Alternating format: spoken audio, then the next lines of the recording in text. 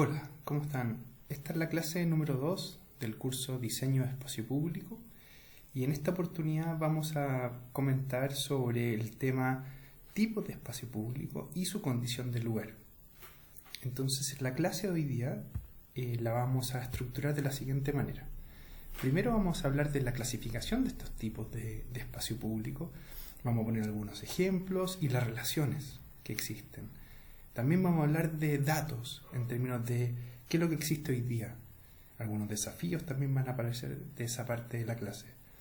La siguiente parte de la clase, el punto 3, habla de cómo transformar estos espacios en un gran lugar. Entonces es necesario hacer un diagnóstico y les vamos a explicar algunos métodos. Y finalmente va a haber una actividad en grupos que se va a desarrollar luego de esta clase.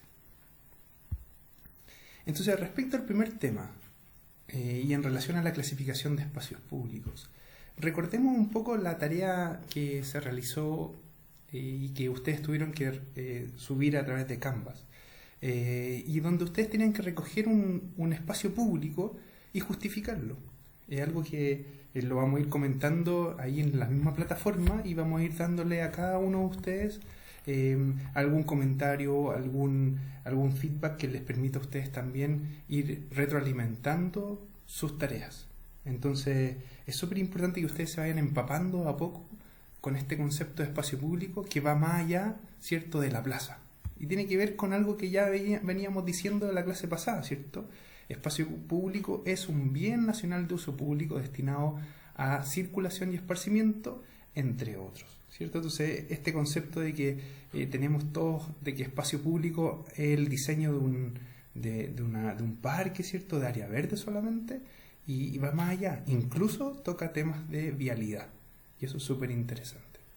Entonces, siguiendo esta idea de tipos de espacio público, aparece un primer tipo de espacio público que es la ciudad jardín, y la ciudad jardín entendía como esa ciudad verde. Y este concepto nace de Inglaterra, donde aparecían estos grandes palacios, ¿cierto?, donde tenían los reyes, ¿cierto?, estos espacios públicos gigantes de jardines, ¿cierto?, y otras personas, ¿cierto?, especialmente la gente que no tenía ingresos altos, ¿cierto?, no tenía esa posibilidad. Entonces ahí entra esa diferencia entre rico y pobre, empieza a aparecer esta configuración de ciudad-jardín, de ciudad donde las casas tenían un jardín que daba hacia la comunidad. Y hoy día hay lugares acá en Santiago, como por ejemplo la foto que aparece ahí en Providencia, con este concepto de ciudad-jardín, donde los edificios comparten este como antejardín, ¿cierto?, sin una reja. Y ese antejardín se comparte con espacio público, área verde en este caso. De repente hay piletas, de repente hay bancas, de repente hay paisajismo, pero se comparte con la persona que va caminando y uno lo puede ver en diferentes edificios de esta comuna. Y donde la vereda se empieza como no genera una estricta definición con respecto a ese antejardín, es como una cosa bien mezclada y como que se pierde un poco esa limitación. Y ustedes pueden ver diferentes ejemplos. Es bien interesante cómo se da esto y la imagen que genera esto también es mucho más agradable caminar por un lugar así también que por otros sectores donde aparece esa reja, ¿cierto?, que divide la zona privada, ¿cierto?, que la zona pública. Entonces es mucho más cómodo tanto visualmente como también del punto de vista de la interacción que se da. Vamos a ir conversando esto a medida que va avanzando la clase. Entonces aparece también en este sentido diferentes ejes verdes donde aparece esta ciudad jardín. Si uno ve en una vista panorámica a Santiago, esta es la zona de Santiago, la parte de Providencia, como decía antes, donde aparecen ciertos ejes como Suecia, ¿cierto?, como la calle de los Leones, Pedro de Valdivia, Ricardo Lyon, la misma calle Luis Tallero Ojeda, que son avenidas que tienen mucho verde en términos de árboles, ¿cierto?, pero también con esta idea de ciudad jardín. Y eso se da principalmente por canales de riego. Si ustedes se fijan, todas esas calles desembocan al río Mapocho. Y entonces aparece esta ciudad con mucho verde, pero de alguna manera está determinada por ciertos canales de riego que alguna vez fueron canales de cultivo, ¿cierto? Donde se trasladaban las aguas del río hacia otros sectores de cultivos de la ciudad. Entonces aparece cómo se va configurando la ciudad a partir de cosas que tenían que ver más con la agricultura tal vez. En ese sentido uno puede ver calles como aquí aparece Avenida Ricardo Lyon, donde está hoy día esta ciclovía, ¿cierto? Pero si ustedes se ponen con una mirada un poco más detallista y se pueden dar cuenta de que al borde de la ciclovía, entre la vereda y la ciclovía, existe hoy día un canal. Y ese canal trae agua. Y ese canal da de alguna manera esa mirada que comentábamos en la diapositiva anterior, donde estos eran canales de riego, ¿cierto? Y probablemente eran fundos que existían en ese entonces. Entonces esto permitía que crecieran estos árboles y se diera con mucha más facilidad esta ciudad jardín. También existe el tema de área verde como un lugar público, ¿cierto? Y en ese sentido hay diferentes experiencias. Esta es una experiencia en el Reino Unido, en Londres. Esta es la plaza Russell Square.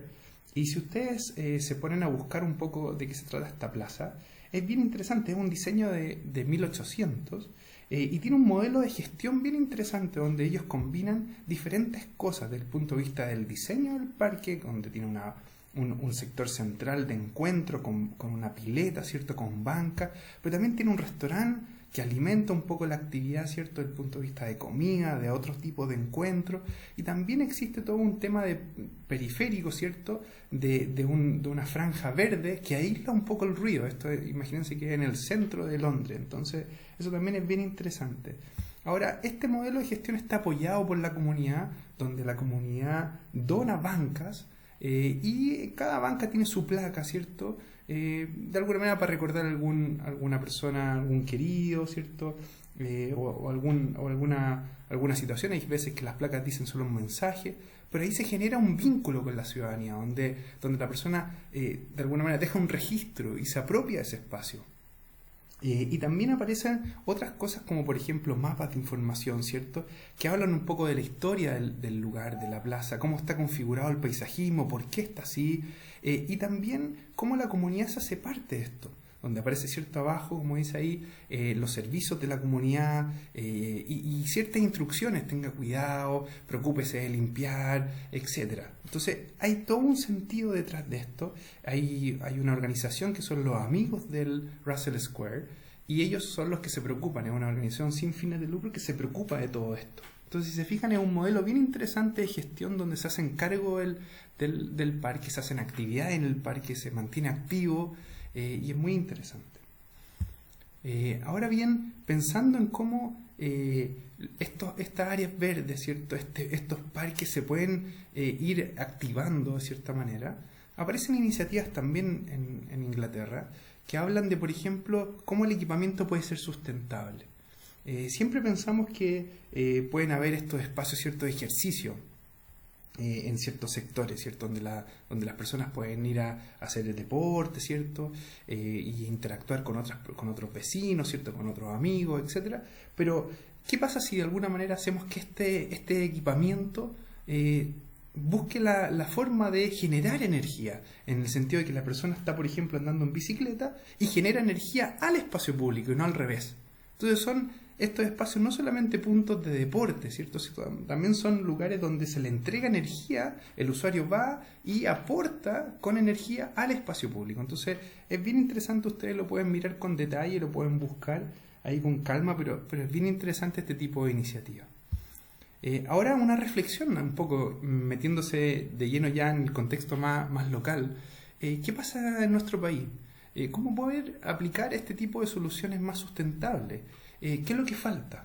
Bueno, una actividad así vamos a tratar de incluirla después como tarea para que ustedes la suban a Canvas, pero desde ya pueden ir reflexionando, anotando ideas que les permita ir alimentando un poco esta reflexión. Ahora sí, vamos hablando de otras cosas que pasan en relación al espacio público y que tienen que ver con estos tipos de espacios públicos que encontramos. Aparece el tema de residual. ¿Qué es lo que es residual? Bueno, son espacios que quedan, entre comillas, medio abandonados. Y son lugares que no se plantearon de esa forma en un principio. Por ejemplo, ¿qué pasa debajo de un paso sobre nivel en un enlace, ¿cierto? Este es el caso de Las Condes en Rotonda Atenas, por ejemplo. Y que uno ve cómo se ha ido aprovechando este espacio que quedó residual, ¿cierto?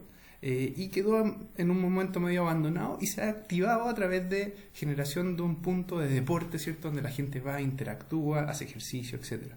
Pero también vemos otros espacios residuales en otras comunas que quedan, por ejemplo, al borde de la carretera ahí de Américo Vespucio y que son basurales.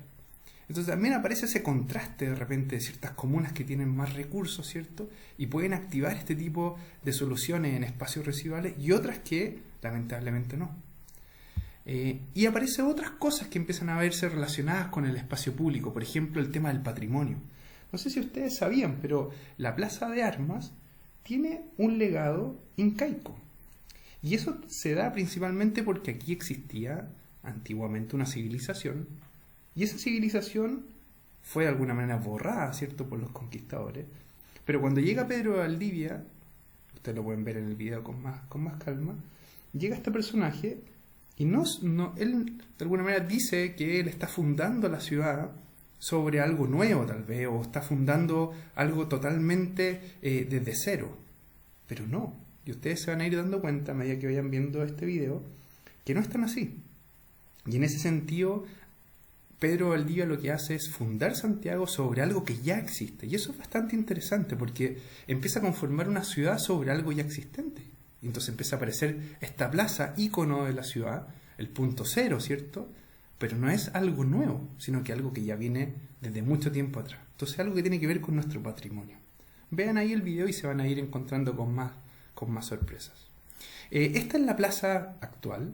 Es interesante porque hoy día tiene otro tipo de vegetación, ¿cierto? Es una plaza más dura, en el sentido que tiene más pavimento, menos áreas verdes, menos zonas blandas, ¿cierto? Y atrás, ¿cierto? Se mantiene una infraestructura que antiguamente era un hotel. Era el Gran Hotel de Francia. Entonces, es otro tipo de configuración que existía antes. Antiguamente era mucho más blando el suelo, por decirlo así, había más área verde, había más esculturas, había diferentes tipos de relaciones, ¿cierto?, que existían en ese momento, y había tal vez otro tipo de belleza desde el punto de vista paisajismo. Entonces es interesante cómo va cambiando el espacio público a medida que va pasando el tiempo. También el concepto de plaza y movilidad es bien interesante aquí. Y un ejemplo directo es, no sé si lo reconocen, ¿cierto?, pero bueno, en el 1920 este lugar, ¿cierto?, del centro de Santiago se llamaba Plaza La Serena y después pasó a llamarse Plaza Colón y así avanzó hasta que se llamó Plaza Italia y después de Plaza Italia pasó a ser la Plaza Baquedano por el general Baquedano y hoy día empieza a ser un lugar bien interesante del punto de vista no solamente de manifestación, de celebración, etcétera, pero hoy día ya se empieza a cambiar el nombre y se empieza a llamar Plaza Dignidad. Entonces, y a futuro se proyecta que esta plaza casi no exista como rotonda. Entonces, si se fijan del punto de vista de la movilidad, partió todo esto como una rotonda pensada en el flujo vehicular, ¿cierto?, y que conectaba, ¿cierto?, una parte importante de la ciudad hacia el oriente y empezaba hacia el centro, ¿cierto? Pero después empieza a perder un poco esa condición. Acuérdense que en el año 20 existía un borde también de la plaza, existía el tren que iba a Pirque, y hoy día es, ¿cierto?, la línea 5. Entonces empieza a aparecer que esa movilidad, del punto de vista tan estructurada, se empieza a perder y se empieza a mezclar con una movilidad ahora más peatonal, y ya se piensa a futuro que esa movilidad va a perderse, ¿cierto? Y va a terminar siendo no una rotonda, sino que un espacio de encuentro abierto donde se mezcle el vehículo, ¿cierto? Se mezclen los peatones en el lugar, existe una memoria que reconozca ese espacio también. Entonces es bien interesante cómo se ha ido mezclando lo que es este espacio de movilidad como también un espacio de una plaza, ¿cierto? Un punto central. Además, también un punto de la mirada también más sociológica, la plaza ha significado, ¿cierto?, esa diferencia entre ricos y pobres. Cuando uno dice estás sobre Plaza Italia o estás bajo Plaza Italia, siempre ha estado connotado con esa condición económica, y eso es bien interesante también. Ahora, también ha sido un punto conflictivo del punto de vista de las marchas, ¿cierto? Pero también un punto de celebración, como lo vimos el año pasado, ¿cierto? Con estas manifestaciones que se generaron en este punto que es bien accesible para muchos, ¿cierto? Entonces es bien interesante lo que se da en ese espacio. Ahora también si le incorporamos la componente patrimonio y lo asociamos con la vialidad también, el espacio público también presenta estas características bien interesantes donde se mezcla, por ejemplo, lo que eran los tranvías antiguamente. Y ustedes pueden ver un poco este video que habla de este tipo de sistemas que existían antiguamente. Ustedes pueden imaginarse que en Chile, en nuestro país, existían casi 450 kilómetros de este tipo de sistema de tranvía, donde eran operados principalmente por empresas inglesas o alemanas. Y también empieza a aparecer toda esta dinámica, ¿cierto? Del tranvía, cómo funcionaba, era un tranvía eléctrico que recorría, ¿cierto?, sobre estos rieles, ¿cierto? Hoy día uno puede ver en algunas partes de Santiago que todavía existen estos rieles, ¿cierto?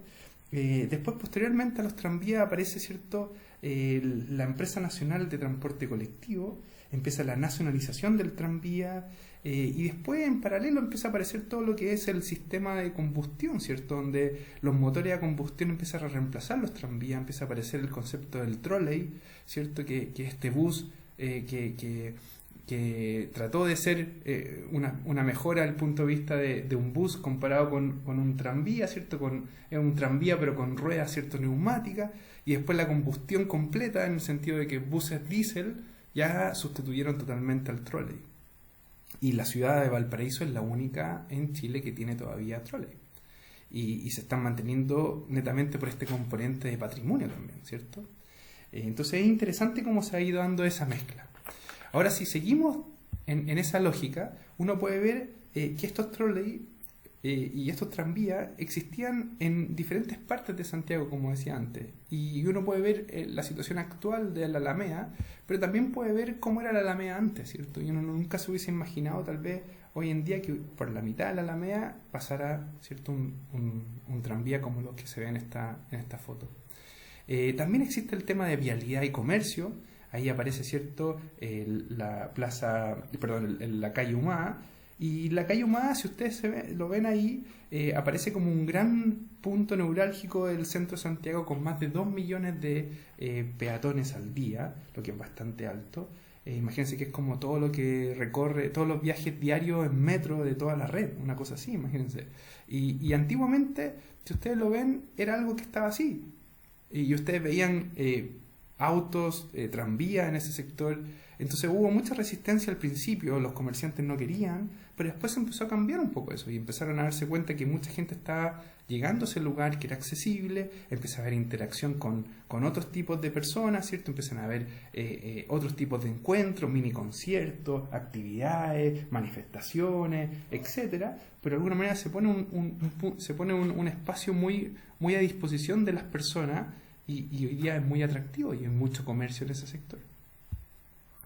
También está la vialidad y el arte, el Paseo Bandera, ¿cierto?, en el centro de Santiago, y por una intervención que se hizo desde el punto de vista de urbanismo táctico, que es un concepto que vamos a ir hablando en el curso, se empieza a generar esta mezcla de intervención en una calle que era para autos, ¿cierto?, pero se transforma en peatonal, con un muy bajo costo de inversión, pero con un impacto muy alto, en el sentido de que las primeras semanas las ventas del sector empezaron a aumentar, más de un 20%, se triplicó la cantidad de peatones caminando, empiezan a haber intervenciones artísticas, exposiciones, paisajismo, la gente descansa, la gente lo ve como un gran lugar, este espacio. Entonces es interesante cómo va mezclándose esa vialidad y el arte en un espacio que antes estaba deteriorado o estaba abandonado o era una calle simplemente vehicular, y cambia entonces ese rol y se activa totalmente.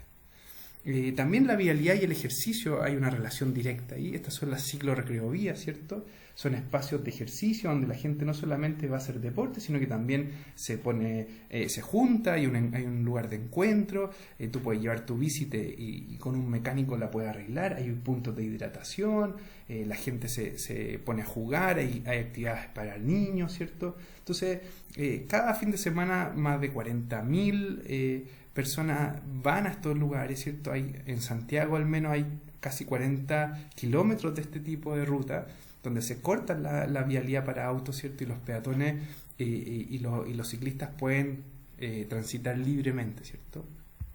Y ahí un poco aparece este mapa, ¿cierto? De cómo estas ciclorrecreovías se han ido configurando. Y es curioso porque al final estos espacios están muy concentrados en la zona centro-oriente y no necesariamente en otros sectores de la ciudad. Es algo que vamos a ir conversando en esta clase.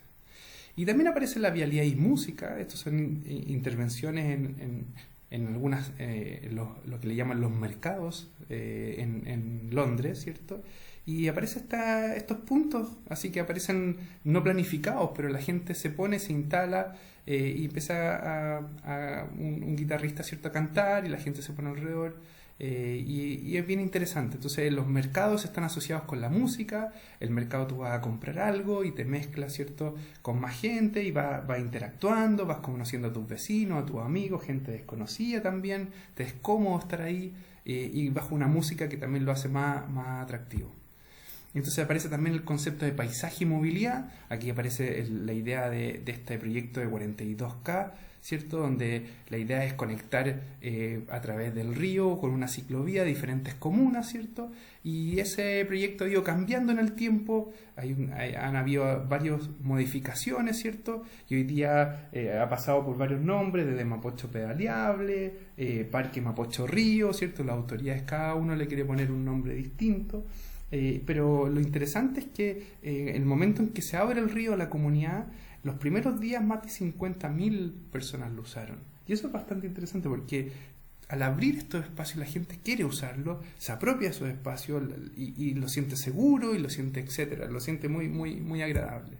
Y también aparece el concepto de cómo usamos nuestros espacios que están, por ejemplo, de alguna manera en los techos, ¿cierto? Entonces este paisaje y la sustentabilidad está asociado también con espacio público. Y hoy día en Chile existe toda una normativa. Antiguamente solamente se podía usar un 20% del techo para estos fines. Hoy día se puede usar un 75%, donde se puede poner paneles solares, paisajismo, canalizador o retención de agua, y también y el restante, o sea, un 25% pueden ser para baños, para quinchos, ¿cierto? Pero hoy día se puede usar. Si bien este concepto nació en los países nórdicos, ¿cierto?, en Noruega, hoy día se está incorporando en nuestro país y es bien interesante.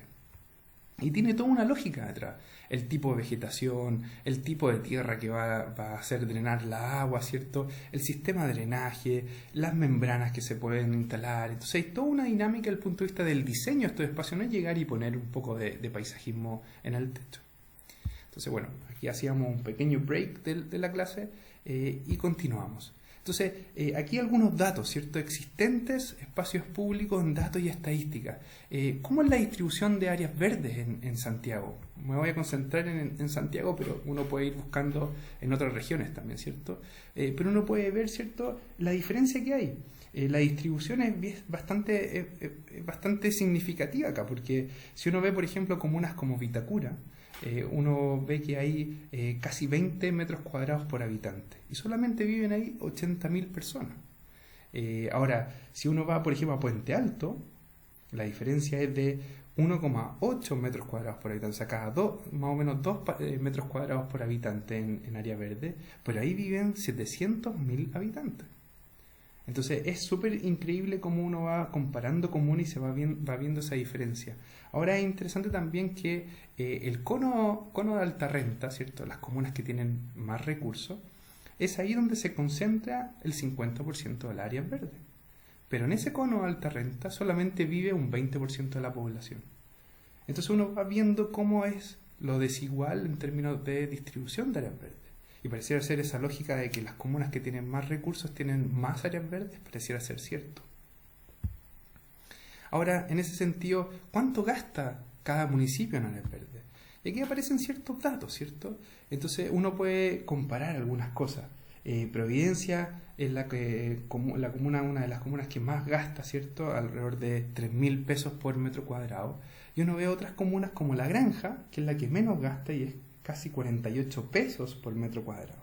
Ahora bien, estos datos hay que analizarlos con cuidado, porque también hay que ver que en algunos casos estos servicios de mantención de áreas verdes son externalizados, entonces pueden costar un poco más. Ahora, en ese sentido, es interesante también ver que, de nuevo, el cono de alta renta es el que paga o gasta 70 veces más en áreas verdes que el resto de las comunas. Entonces estamos hablando, si ustedes lo ven, son 7 comunas solamente las del cono de alta renta. ¿Y qué pasa con el restante? Entonces, acuérdense que Santiago tiene, en la región metropolitana tenemos 34 comunas. ¿Y qué pasa con el resto de las comunas? Entonces, también es interesante también a nivel de gasto que ustedes consideren que alrededor de 7 años un parque gasta lo mismo que fue construirlo. Entonces, para que ustedes tengan una estimación de lo que significa un parque en términos de gastos. Y en ese sentido, bueno, ¿cuál es el problema? Y hay varios estudios, uno de los estudios que se hizo por Fundación Mi Parque, y que habla de que hay desigualdades en términos de distribución de áreas verdes, pero también habla de otras cosas. Hay un tema de mantención, hay un tema de los diseños, ¿cierto? Un tema de presupuesto, pero lo más importante es la falta de áreas verdes. Entonces, el problema es ese, el problema es la microbasural, o sea, tiene que ver con una mantención, ¿cierto? No es solamente poner pastito en un lugar y listo. Tiene que ver cómo mantenemos eso y que sea sostenible en el tiempo. Entonces, en ese sentido, hay errores del punto de vista de diseño y materiales, por ejemplo. Entonces uno puede ver este tipo de soluciones que no realmente apuntan a una buena solución. Asientos que no son accesibles, que no tienen sombra, ¿cierto? Después refugios para descansar que no llaman a descansar al final. Espacios que no son accesibles y que dificultan la posibilidad de usarlos al final. También un tema de calor. Si ustedes se fijan, la zona norte de Santiago es la que concentra más calor y tiene que ver por la condición que tienen, tal vez de ventilación, pero también de concentración de industria y de otros tipos de cosas. Entonces, pensar en eso también cuando ustedes diseñan el espacio público. Y en ese sentido, para evaluar el espacio público, en esta parte de la clase lo que les propongo también es una metodología. Y el sentido de esta metodología es ver cómo un lugar se puede transformar en un gran lugar. Entonces, la idea es que ustedes vayan analizando cómo un espacio público como el que van a desarrollar como proyecto ustedes en el curso pueda ir transformándose. Para ello hay una metodología acá que habla de diferentes componentes. Y el primer componente, si ustedes ven el más de abajo a la izquierda, accesos y vinculaciones, se trata de la relación del lugar y su entorno. Si ustedes se fijan ahí, habla de varios puntos que hay que analizar y especialmente tiene que ver con algo visual, algo físico, donde tú puedas ver el lugar tanto de cerca como de lejos. Como dice ahí, próximo, conectado, peatonal, accesible, etc. El segundo punto, si ustedes van a la derecha, justo ahí abajo, confort y imagen. Si ustedes se fijan, eso apunta netamente a que el lugar sea cómodo, que tenga buena imagen. Como dice ahí, que sea limpio, verde, caminable, etc. Y después, si ustedes van un poquito más arriba, a usos y actividades, van a ver elementos que hay que analizar, que son básicos. O sea, que de alguna manera permiten que el usuario al final vuelva. Efectivamente, que sea atractivo, que sea vital, que sea interesante ir de nuevo, etc. Entonces, y después la sociabilización, que es la parte más difícil de evaluar, ¿cierto? Y que hace de alguna manera que la gente se encuentre con amigos, que la gente se encuentre con gente, que sean vecinos, por ejemplo, o incluso que se sienta cómoda interactuando con personas que no son conocidas. Entonces, todo lo que sea de alguna manera que permita cuantificar estos espacios públicos nos va a permitir analizarlo y ver cómo transformar este lugar en un gran lugar. Todo lo que está en color azul son cosas que podemos medir. Si ustedes se fijan, datos de tránsito, transporte, actividad o sanidad, datos medioambientales, nivel de renta, comercio, son cosas que se pueden medir, redes sociales, turistas, cuántos turistas usan el lugar, etc. Ahora, ejemplos de este tipo de metodologías aplicadas, ustedes pueden ver el caso de High Line en Nueva York. Este es un caso muy interesante donde ustedes lo pueden revisar en este video. Se trata de un tren abandonado que estaba en altura, ¿cierto? Que llegaba como a los segundos pisos de cada una de las viviendas que recorría. Y de alguna manera fue un tren que quedó abandonado porque no se usaba, ¿cierto? Era un tren que que después fue quedando ahí en el olvido, ¿cierto? Y se empezó a generar una vegetación bien interesante. Los vecinos empezaron a organizarse y decir, oye, este espacio lo tenemos que rescatar. Pero de alguna manera este lugar estaba amenazado por, en ese momento, algunas personas o autoridades que querían demolerlo y que decían, esto está en desuso, no es necesario. Y se organizaron a tal nivel que hicieron una propuesta de diseño, juntaron los recursos, hicieron una propuesta oficial, modelo de gestión, etcétera. Y hoy día ese espacio está totalmente reconvertido. Y hoy día es un parque en altura, con diferente tipo de paisajismo, dejando todo lo más natural posible. Y todo eso gracias a la participación ciudadana activa con los vecinos directamente. Y ahora ejemplos locales. Bueno, aquí está el caso de Escuela Militar, y que de alguna manera presenta un punto neurálgico de la mirada del transporte, con múltiples accesos en su minuto. Habían galerías comerciales en un nivel inferior, ¿cierto?, que estaban abandonadas, la percepción de inseguridad era bastante alta. ¿Y cómo se revierte un poco eso? Empiezan a analizarse los accesos, que eran múltiples, ¿cierto? Uno podía acceder a este espacio por muchos accesos, y no tenía mucho sentido tener tanto acceso, y no permitía tener una buena canalización de los flujos peatonales. Por otro lado, empieza a aparecer este concepto de nodo lugar, que empieza a reconvertir un poco este espacio de dos miradas. Entonces, el análisis busca reconvertir este espacio a nivel de nodo, como un punto de flujo, ¿cierto? La condición de la estación que está ahí, de Escuela Militar, el transbordo con otros servicios de Transantiago, ¿cierto?, con taxis, etcétera, pero también como un lugar, ¿cierto? Y un lugar que de alguna manera permitiera incluir todos los atributos que hablábamos antes, ¿cierto? Entonces es un lugar de espacio público que conecta con edificios, que tiene comercio, que tiene espacios comunes, que tiene espacios de descanso, que tiene mucho comercio a nivel de cosas simples, ¿cierto?, de comida, pero también tiene comercio que te permite ser de utilidad, supermercado, arreglos de cosas, ¿cierto?, ropa, en fin. Y aparecen entonces ejemplos, ¿cierto? Aparece, ¿cierto?, las ferias que se generan afuera, el comercio de restaurantes, ¿cierto?, y otras cosas que se van activando este espacio. Los flujos peatonales se dan solamente a través de 4 accesos, y eso de alguna manera permite un mejor aprovechamiento, ¿cierto?, de esos flujos peatonales para activar el lugar también. Entonces, teniendo eso en cuenta con la clase que les hemos preparado, la idea es que ustedes trabajen en grupo y puedan ir avanzando en el desarrollo de su proyecto. Entonces, en este caso, les vamos a pedir que trabajen dentro de cada uno de los grupos que les asignamos, y que cada uno tome un rol, el rol de peatón, de ciclista, ingeniero, lo que fuera, y que dentro de ese rol ustedes de alguna manera activen esa metodología, buscando los atributos, evaluar lo intangible, y ahí de alguna manera ir trabajando tanto individual como grupal, compartiendo con el grupo, ¿cierto? Y entendemos que esto hay que hacerlo de forma remota, no es necesario juntarse, ¿cierto? Pero ustedes lo pueden ir trabajando, ¿cierto?, a través de todas las plataformas que estamos usando hoy día, Zoom, Skype, ¿cierto?, Canvas, etcétera.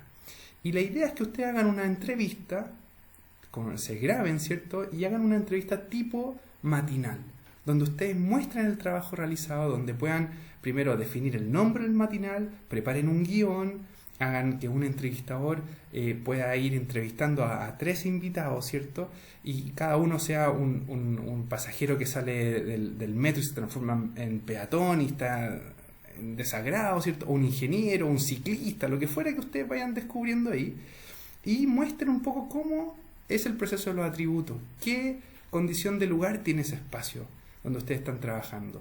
Y la idea es que ustedes busquen de alguna manera que se genere conflicto, que se genere discusión, ¿ya?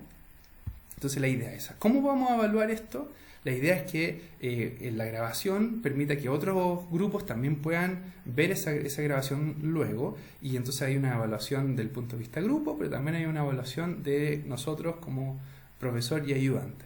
Y la evaluación va a buscar, por un lado, que ustedes adquieran nuevas competencias, ¿cierto?, se manejen con los conceptos que les estamos entregando en la clase, pero también vamos a buscar la creatividad, vamos a tratar de valorar el riesgo, que ustedes busquen la manera de generar confrontación, que generen cosas de discusión, que permita de alguna manera que se genere un debate activo, ¿cierto?